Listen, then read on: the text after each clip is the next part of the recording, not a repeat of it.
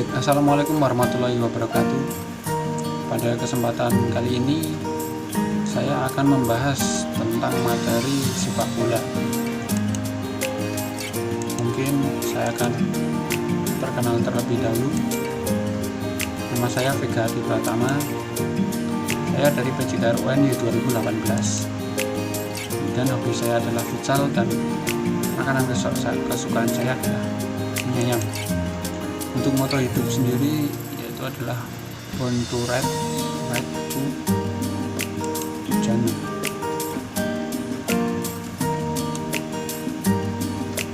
Pada materi sepak bola ini akan saya bagi menjadi beberapa subbab. Yang pertama yaitu asal-usul sepak bola. Nanti kita akan membahas tentang asal-muasal sepak bola yang masih menjadi perdebatan di dunia sepak bola.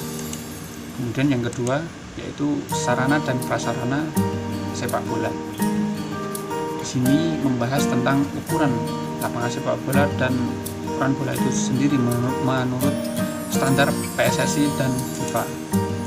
Yang ketiga itu teknik dasar sepak bola.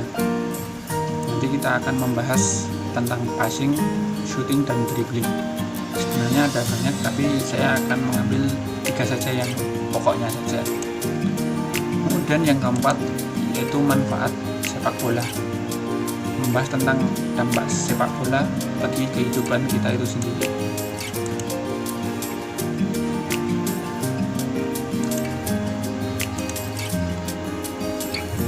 Oke, yang pertama kita akan membahas tentang asal-usul sepak bola. Asal sepak bola kita dapat menjadi dua, yaitu sepak bola kuno dan sepak bola modern.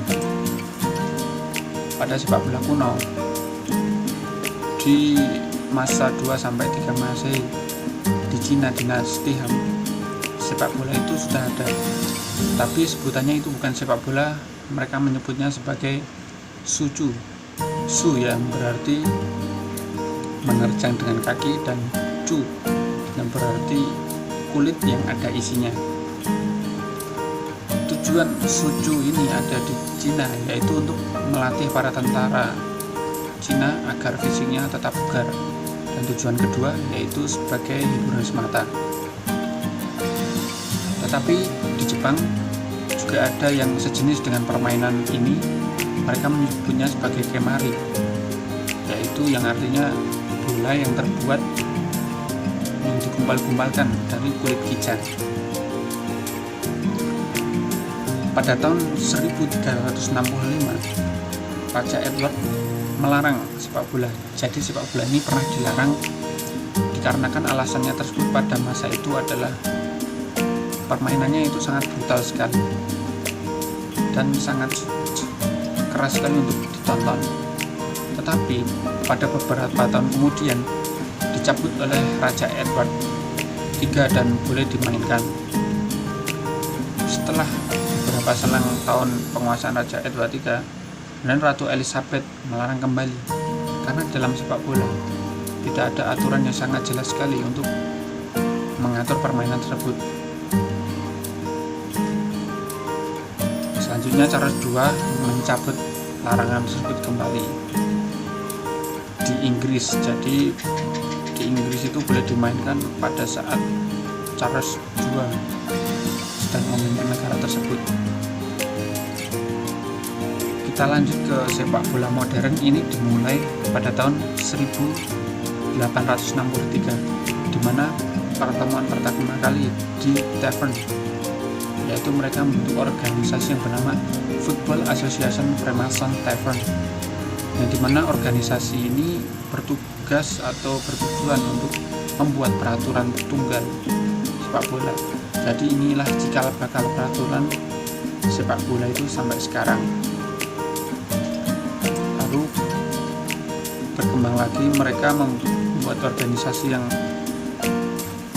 lebih besar lagi dari beberapa negara yang mengatur seluruh sepak bola di dunia. Mereka menyebutnya sebagai Federation International de Football Association, yang pertama kali dipimpin oleh Robert Guerin. FIFA ini kemudian membuat agenda untuk Olimpiade pertama kali dilakukan di Uruguay tahun 1908.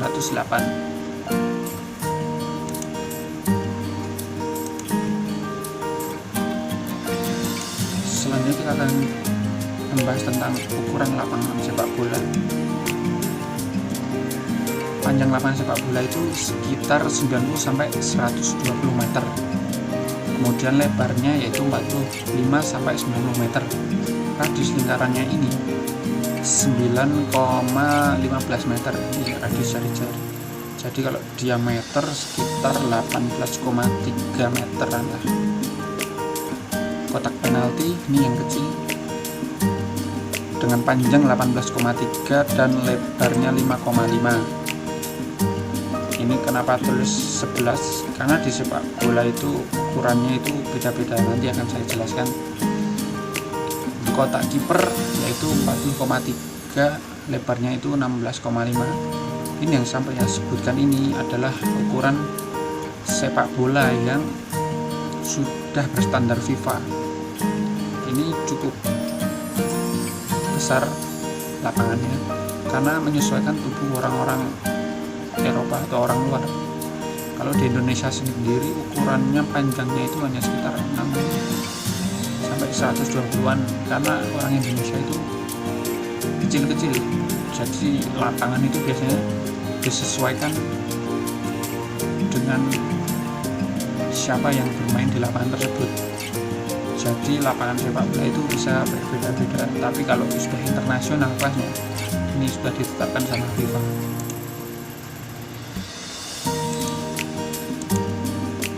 Untuk ukuran bola sendiri yaitu terbuat dari, yang pertama bahannya itu harus karet, karena karet itu dapat memantulkan dengan sempurna.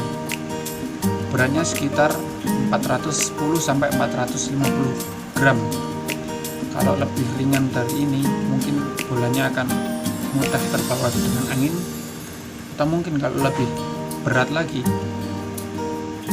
bisa jadi nanti mencederai tubuh kita. Contoh pada saat heading, kalau bola itu berat bisa kopior kepala kita.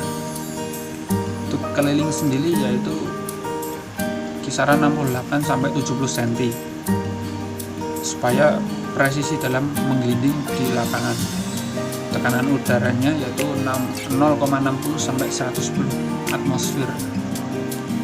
Jika tekanannya lebih dari ini atau kurang dari ini, maka pantulan bola di lapangan itu tidak bisa sempurna. Pantulan tidak sempurna, kita akan sulit mengontrol bola, menggiling bola maupun menendang bolanya.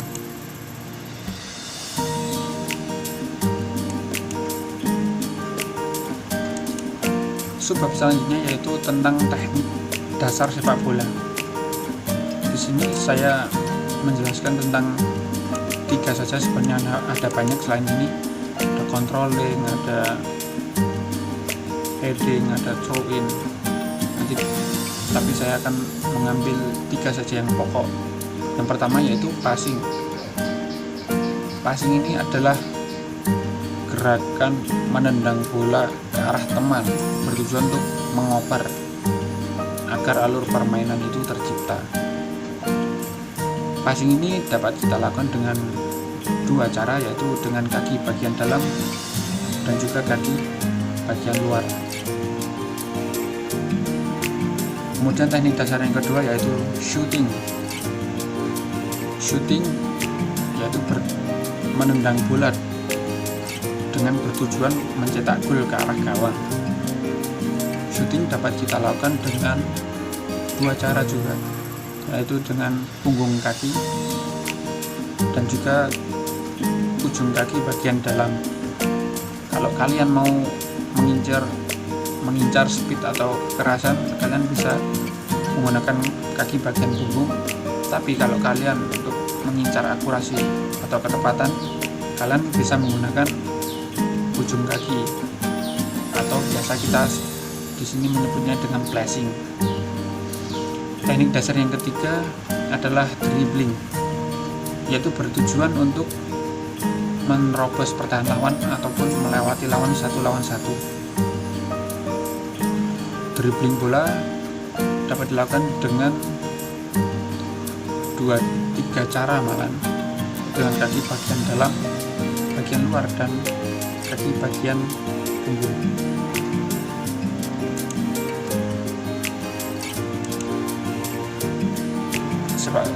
Manfaat sepak bola, kita sudah masuk ke manfaat sepak bola. Jadi sepak bola itu bukan hanya main-main belaka, tapi juga ada manfaatnya di kehidupan kita. Yang pertama yaitu meningkatkan kebugaran jasmani. Sebelum saya menjelaskan, mungkin kalian akan bertanya-tanya, apa sih kebugaran itu? Kebugaran adalah suatu kondisi tubuh di mana tubuh kita itu tidak mudah lelah. Jika tubuh kita itu tidak mudah lelah, maka bisa disebut tubuh kita itu sudah bugar. Nah, kenapa kok bisa meningkatkan kebugaran? Ini dikarenakan di dalam sepak bola kita itu melakukan olahraga lagi yang bernama lari. Lari ini adalah olahraga yang sangat kuno sekali dan juga induk dari olahraga atletik, dimana pada saat kita berlari semua otot kita itu aktif, mulai dari otot paha, otot betis, otot perut, otot punggung, otot lengan, dan lain sebagainya aktif semua. Jadi pada saat kita berlari itu semua otot itu kena, tidak ada yang pasif. Yang kedua yaitu jantung menjadi berkontraksi lebih cepat.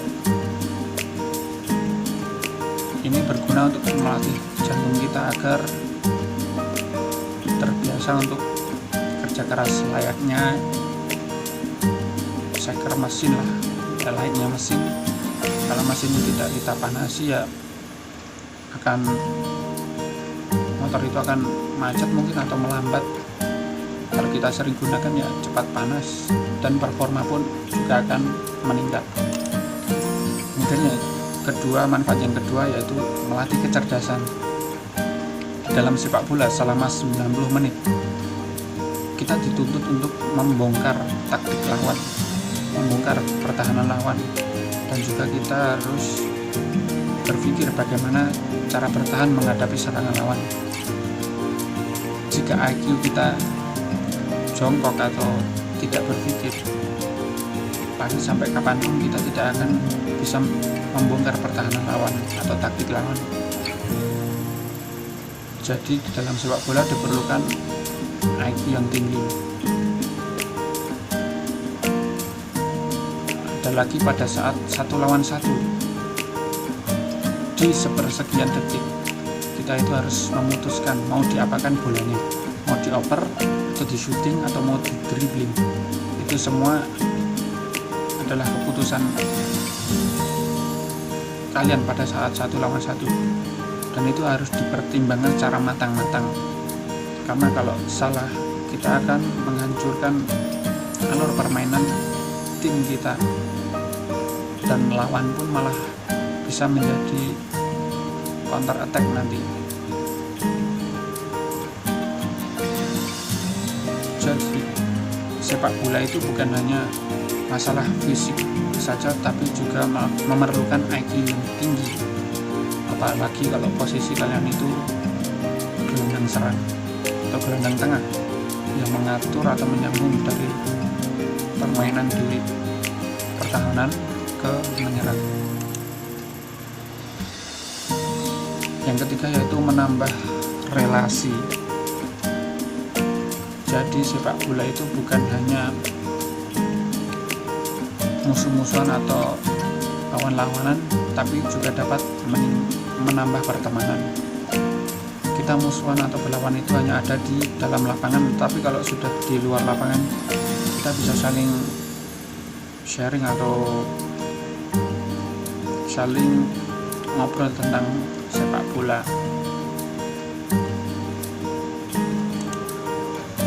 Yang keempat, memperbaiki mood. Kenapa kok bisa memperbaiki mood? Karena di dalam sepak bola kita itu nggak hanya lari-lari saja di lapangan, tapi juga kita itu melakukan permainan. dimana yang namanya permainan itu adalah sebagai sarana hiburan kita. Bagaimana rasanya bisa melewati musuh 1 lawan 1, bagaimana rasanya bisa mencetak gol. Nah, setelah mencetak gol kan kita pasti senang, bahagia, jadi meningkatkan hormon kebahagiaan di tubuh kita. Manfaat yang kelima, ekonomi. Ekonomi ini bisa kita artikan secara luas, baik meningkatkan ekonomi dari segi pemain, dari segi sarana prasarana yaitu stadion dan lain sebagainya, dan yang ketiga dari segi warga sekitar. Kalau pemain tentu saja mereka mendapat income dari klub-klub yang mereka bela. Untuk stadion sendiri mereka mendapatkan income dari penonton yang menonton pertandingan sepak bola tersebut.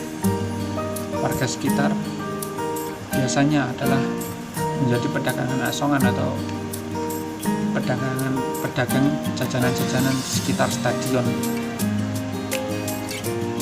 yaitu income-nya juga dari penonton tersebut yang membeli jajanan mereka. Jadi sepak bola ini berdampak sangat luas sekali bagi kehidupan kita.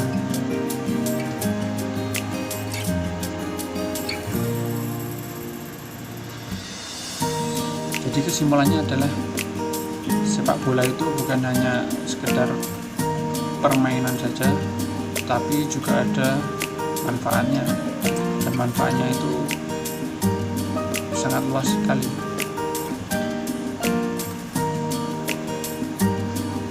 Mungkin cukup sekian presentasi dari saya, kurang lebihnya mohon dimaafkan. Assalamualaikum warahmatullahi wabarakatuh.